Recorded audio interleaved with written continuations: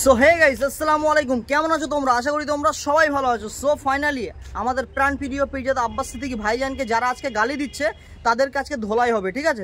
দেখো, আমাদের প্রাণ প্রিয় পিরজাদা আব্বাস সিদ্দিকী ভাইজান হয়তো বলেছে জাহান্নামের কুকুর, এর জন্য হয়তো তোমাদেরকে রাগ হতে পারে, কিন্তু কিসের জন্য এই কুকুরটা বলেছে সেটা তোমাদেরকে আগে জানা দরকার।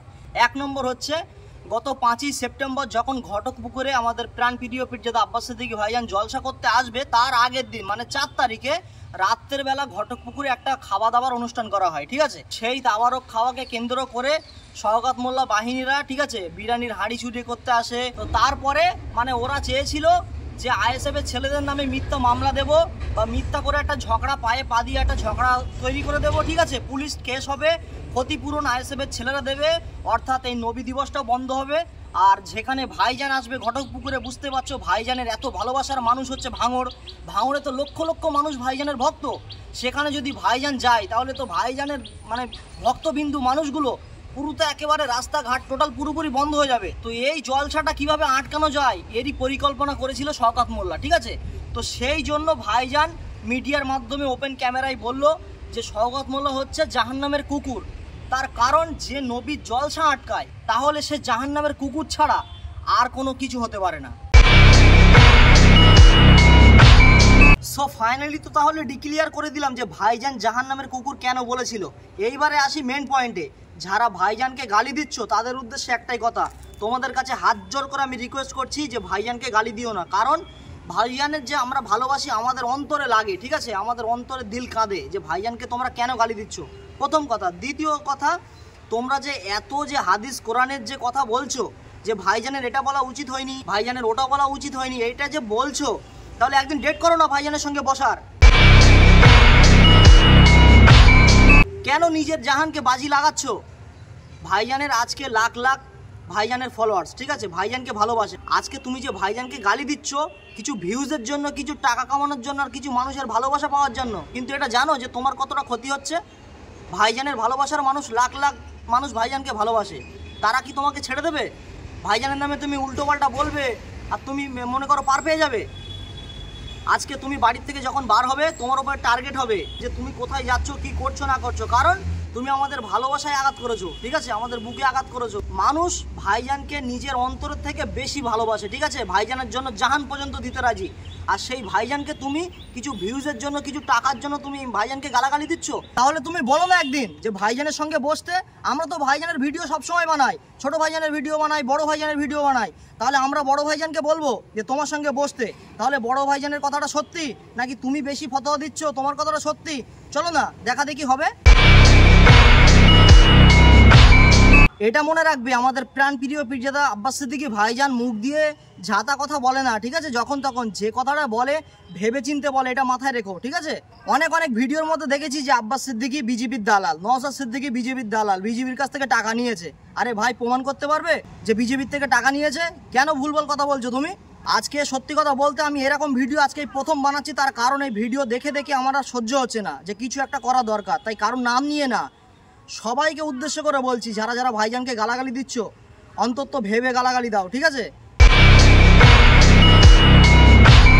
আবার কি বলছে যে ভাইজানের যারা অন্ধ ভক্ত আছে তারা যখন কবরে যাবে তাদের জন্য প্লাস পয়েন্ট আছে, কি তাদের নাকি দগ্ধে দগ্ধে মারবে, তারা একটু বেশি সাজা পাবে। ভাই তুমি কি একেবারে মানে ওপর থেকে এসছো নাকি যে সব কিছু জানো? কবরের খবরও তুমি জেনে গেছো? ভাই কবরে কিন্তু তোমাকেও যেতে হবে, মাথায় রেখো। বলছো তুমি যে ভাইজানের সঙ্গে আমরা যারা ভিডিও করি বা ভাইজানের যারা অন্ধ ভক্ত আছি, ঠিক আছে, আমাদের মুখে দাঁড়িয়ে নেই, কিন্তু ভাইজানের সঙ্গে আমরা মিশছি, ভাইজানের দল করছি। নামাজ আমরা 5 ওয়াক্ত পড়ছি না, কিন্তু ভাইজানের সঙ্গে ঘুরছি। আরে ভাই, আজকে নামাজ পড়ছি না, কালকে পড়বো। আজকে মুখে দাঁড়িয়ে নেই, কালকে হয়তো রাখবো, ঠিক আছে? কিন্তু তুমি এরকম বলতে পারো না যে তোমাদের কবরে একটু বেশি বিচার হবে, আমাদের একটু কম হবে। এটা বলার তুমি কে? বড় বড় জ্ঞান দিচ্ছ, বড় বড় লেকচার দিচ্ছ। তাহলে চলো একদিন ডেট করো, ভাইজানের সঙ্গে বসা যাক। আমার এই ভিডিওটাই কমেন্ট করো, তোমরা যারা ভাইজানকে গালি দিচ্ছ। হাত জোর করে বলছি, ভাইজানকে গালি না দিয়ে এই ভিডিওতে তোমরা কমেন্ট করো যে ভাইজানের সঙ্গে কবে তোমরা বসবে। আমি কথা দিয়ে বলছি, ভাইজানের সঙ্গে বসার তোমাদেরকে সুযোগ করে দেবো। ভাইজান নাকি বিজেপির দালাল, আব্বাস সিদ্দিকী বিজেপির দালাল, নওশাদ সিদ্দিকী বিজেপির দালাল, বিজেপির থেকে নাকি টাকা খেয়েছে ওরা। প্রমাণ দেখাতে পারবে যে টাকা খেয়েছে বিজেপির থেকে? আমাদের প্রাণ প্রিয় পিরজাদা নওশাদ সিদ্দিকী ভাইজানকে যখন 42 দিন জেলে বিনা কারণে আটকে রেখে দিয়েছিল, এমন কোনো কেস নেই যে ভাইজানকে দেয়নি, ঠিক আছে? তখন 300 কোটি টাকা করে 2-3 বার অফার করেছিল, জিজ্ঞাসা করে দেখবে, ভিডিওই দেখবে, অন ক্যামেরায় বলছি। তখন ভাইজান নেয়নি টাকা। তখন যদি সেই টাকাটা নিত তাহলে ভাইজান ওই টাকাটা ভাঙিয়ে খেত, ঠিক আছে? ভাইজানের কোনো কাজকর্ম করা লাগতো না। আর সামান্য 30 কোটি টাকা নাকি ভাইজান খেয়েছে। যখনই ভাইজান বললো যে 1 কোটি টাকা আমার বাড়িতে কাঠ খরচা হয়, তখনই একেবারে সব লাফালাফি বেঁধে গেছে না, যে এত টাকা কোত্থেকে আসে, তাহলে বিজেপি থেকে টাকা নেয়। আরে ভাই, ওটা হচ্ছে আমাদের প্রাণ প্রিয় পীরজাদা আব্বাস সিদ্দিকী আর নওশাদ সিদ্দিকী ভাইজান। মানুষ মুখটা দেখতে যায় ঠিকই, কিন্তু নাজরানাটাও দিয়ে আসে, ভাইজানের চাওয়া লাগে না, ঠিক আছে? ভাই একটা কথা বলি শোনো, তোমরা যারা অন্য অন্য মৌলী সাহেবের ভক্ত, তাদের ব্যাকগ্রাউন্ড একবার চেক করে দেখো, ঠিক আছে? তারাই কিন্তু একদিন বলেছিল আমাদের নবীকে মূর্খ নবী, নবী কিছু জানে না, নবীর কোনো আর্থিক জ্ঞান ছিল না, নবী যখন হয়েছিল নবীর কোনো সামাজিক জ্ঞান ছিল না, ঠিক আছে? আরে যে নবী সারা দুনিয়ার খবর জানে, সেই নবীকে তোমরা মূর্খ নবী বলছো? সত্যি কথা বলতে হাদিসের মধ্যে অনেক কথা শুনেছি যে এমন একটা দিন আসবে, সকালবেলা থাকবে মোমেন, দুপুরবেলা মানে কাফের হয়ে যাবে, ঠিক আছে? বা দুপুরবেলা থাকবে মোমেন, সন্ধ্যাবেলা কাফের হয়ে যাবে, ঠিক আছে? তো সেই পরিস্থিতির মধ্যে আজকে আমরা চলে এসেছি। এখন আমাদের পীর সাহেবদের নিয়েও গালাগালি মন্দ করছে। আরে ভাই শোনো, একটা কথা বলি, মাথার ওপরে আল্লাহ আসে কিন্তু, ঠিক আছে? এর বিচার একদিন হবে তুমি যদি মিথ্যা কথা বলে থাকো।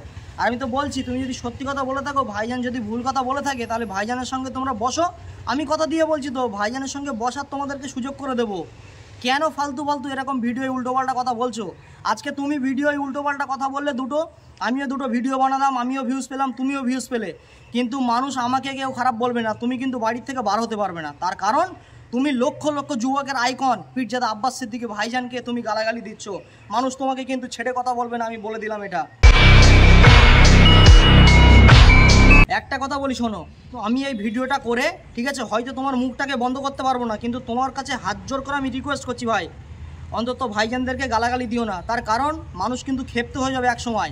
দেখো একটা কথা বলি শোনো, আমাদের প্রাণ প্রিয় পীরজাদা নওশাদ সিদ্দিকী ভাইজানের নামে যারা মিথ্যে মিথ্যে কথা বলেছে যে বিজেপির দালাল, বিজেপি থেকে টাকা নিয়েছে ভাইজান তাদের নামেই কিন্তু ব্যানসাল কোর্টে গিয়ে মামহানির মামলা করে এসছে। আমাদের নওশাদ সিদ্দিকী ভাইজানের নামে মিথ্যে কথা বললে ভাইজান কিন্তু তোমাদেরকে ছেড়ে কথা বলবে না, এটা মাথায় রেখে দিও, ঠিক আছে? কারণ ভাইজান সবসময়ই বলে যে 5 টাকার পেনে এমন খোঁচা মারবো, শুধু বাড়ি আর কোর্ট, কোর্ট আর বাড়ি, কোর্ট আর বাড়ি করাবো, এটা মাথায় রেখে দিও। তো দেখো, ভিডিও শেষ করার আগে আমি একটাই কথা বলবো, আমাদের প্রাণ প্রিয় পীরজাদা আব্বাস সিদ্দিকী ভাইজান, প্রাণ প্রিয় নওশাদ সিদ্দিকী ভাইজান এই যে রাজনীতির ময়দানে এসছে, নিজের গদির জন্য আসেনি, ঠিক আছে? সমাজকে পরিবর্তন করার জন্য এসছে। তার কারণ দিন দিন রেপের সংখ্যা বেড়েই চলেছে, দিন দিন ধর্ষণের সংখ্যা বেড়েই চলেছে, দিন দিন মার্ডারের সংখ্যা বেড়েই চলেছে। এই সমাজকে পরিবর্তন করতে হবে, তার জন্য কিন্তু রাজনীতির ময়দানে আসা। তার কারণ ভাইজানের গদি ছিল, ভাইজান সেই গদি ছেড়ে দিয়ে রাজনীতির ময়দানে এসছে। ভাইজান এমন একটা গদিতে ছিল, রাজকীয় বললেও কম হয়ে যাবে, ভাইজানের খাটতে লাগবে না, ভাইজানের সঙ্গে দেখবে মানুষ মোসামো করবে, নাচ জানাটা দিয়ে আসবে ভাইজানকে। কিন্তু সেই গদি ছেড়ে ভাইজান রাজনীতির ময়দানে এসছে, তার একটাই কারণ, আমাদেরকে বাঁচানোর জন্য। আর সেই ভাইজানকে তোমরা গালিগালাজ দিচ্ছ। আজকে আমি ভিডিও করতে বাধ্য হচ্ছি এইসব ছেলেদের জন্য। এবারে তোমরা গালাগালি দিয়ে দেখো ভাইজানকে, তারপরে মেন ব্যবস্থা তোমাদেরকে করবো। ভাই তোমাদেরকে আমি হাত জোর করে একটা রিকোয়েস্ট করছি, আমাদের এই সমাজ পরিবর্তন করতে হবে ভাই। আমরা খুবই ক্ষতিগ্রস্ত, আমরা মুসলিম জাতি, ঠিক আছে? আমরা বিপদের মধ্যে রয়েছি, আমাদের সমাজকে পরিবর্তন করতে হবে। আমি সবাইকে উদ্দেশ্য করে বলবো, জাতি ধর্ম বর্ণ নির্বিশেষে কে কোন দল করে সেটা ফ্যাক্টর না, কে কোন ধর্মে সেটা কথা বলছি না, সে যে কোনো ধর্মের হতে পারে। এসো আমাদের এই কঠিন পরিস্থিতির মধ্যে আমরা জাতি ধর্ম বর্ণ নির্বিশেষে ভাইজানের সঙ্গে সহমত হয়ে আমাদের নিজেদের সমাজটাকে পরিবর্তন করি। তাই আমি সবাইকে বলবো, এসো আমরা কাঁধে কাঁধ মিলিয়ে হাতে হাত রেখে আমাদের নিজের সমাজটাকে পরিবর্তন করি। ইনশাআল্লাহ আমরা একদিন সমাজ পরিবর্তন করেই ছাড়বো।